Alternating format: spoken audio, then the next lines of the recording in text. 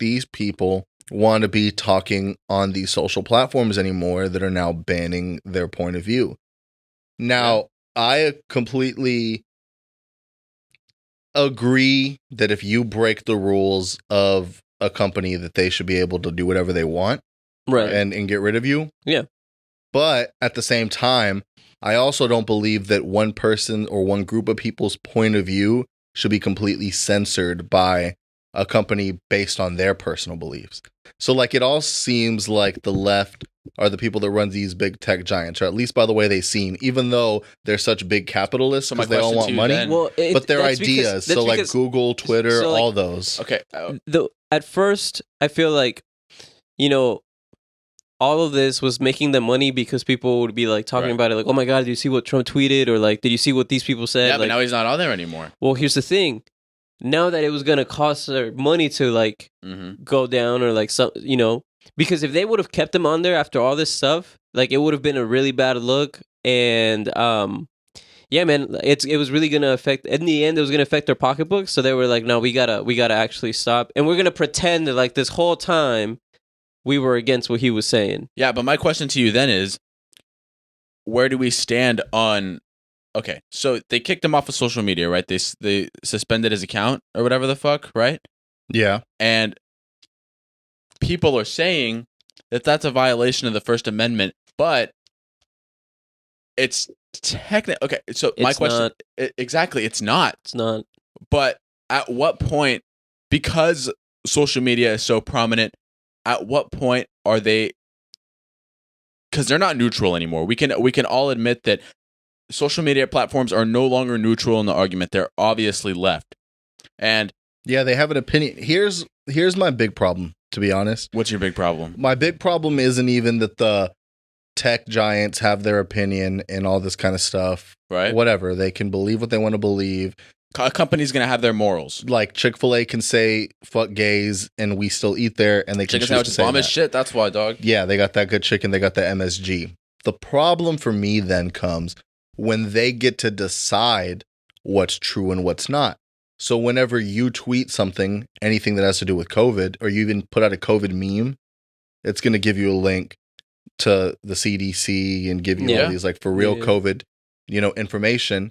And the fact that they can then say, hey, if they can block a tweet and say, hey, this tweet is giving misleading information or untrue information, and they can say that, in your head, you're like, okay, fine, some things are lies and they should point that out. But then that makes you assume Mm-hmm. that anything that doesn't have one of those tags is true. So if you're like this, they're saying this is wrong. Okay, so all this must be true because they didn't put that on this. Yeah. And the problem is a small account who no one cares about can go and say something untrue, and it can get some traction and people can look at it as true.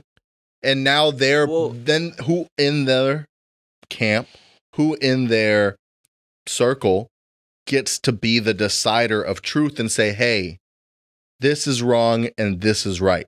And what gives them the power and under what rules? Is it under the same thing or is it their opinion? I believe this is true or we believe this is false. Yeah. That's where I think we come with an issue because then it's like, how are we really keeping consistency across the board? Mm-hmm. You can just pick and choose who you decide is Because saying false narratives or Exactly. whatever. Yeah. And that's where I think we really get into the slippery slope. It's still a matter of opinion, regardless of. Yeah. Yeah. But to your original question, no, I don't think, or point is, I don't think it is a violation of the First Amendment because Twitter and they're all public companies. Exactly. So like the First Amendment applies to the government. The government can't silence you. But the thing is, So now if the United States government had told Twitter, hey, you got to shut down Trump's account, that's a violation. yes. But the thing is, there's been some wild shit said by government officials on Twitter, but from other countries and stuff like that. Like, there's like these other countries being like, oh, we're going to fucking bomb this country. Mhm. And they're not going to be a country anymore. Some shit like that. Some crazy ass shit. Trump says a couple of things that eggs on some people to go, storm the Capitol.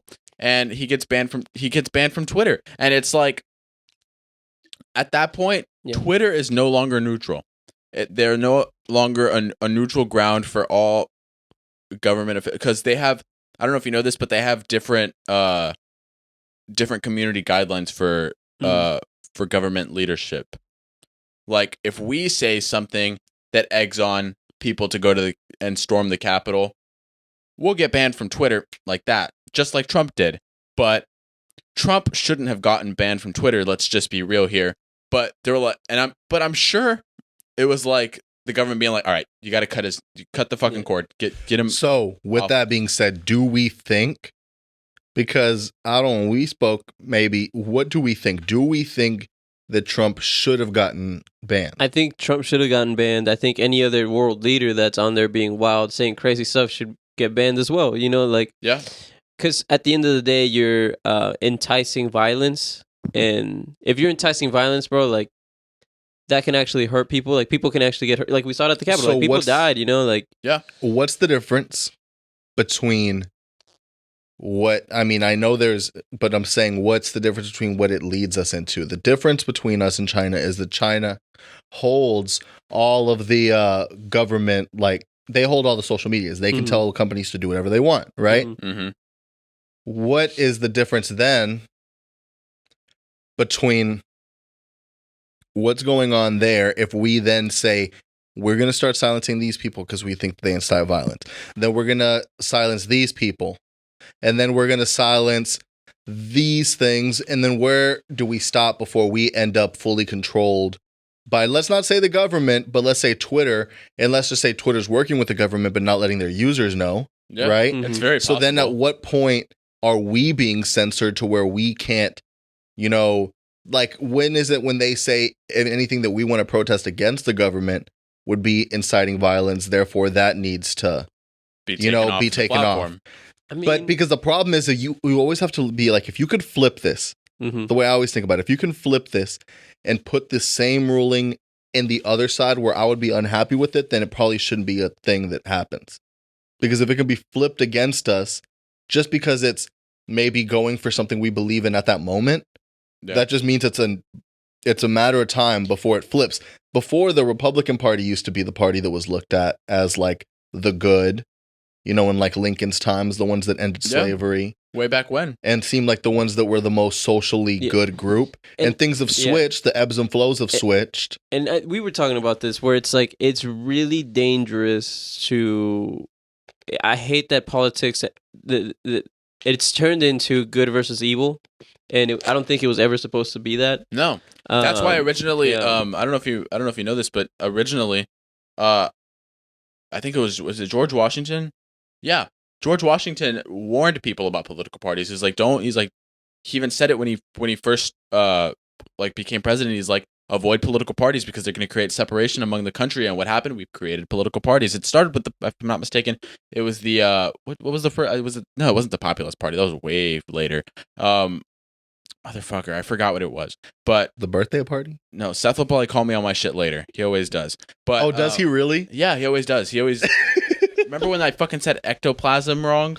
Oh yeah. So, Seth just texted me the answer to this question. But whatchamacallit? Yeah, so there was originally a one-party system, and it was just pick who you think has better policies, right? But then we started getting into political parties because people were like, oh, we all have like these policies and these policies. This group has these policies. This group has these policies, and it was a separated system.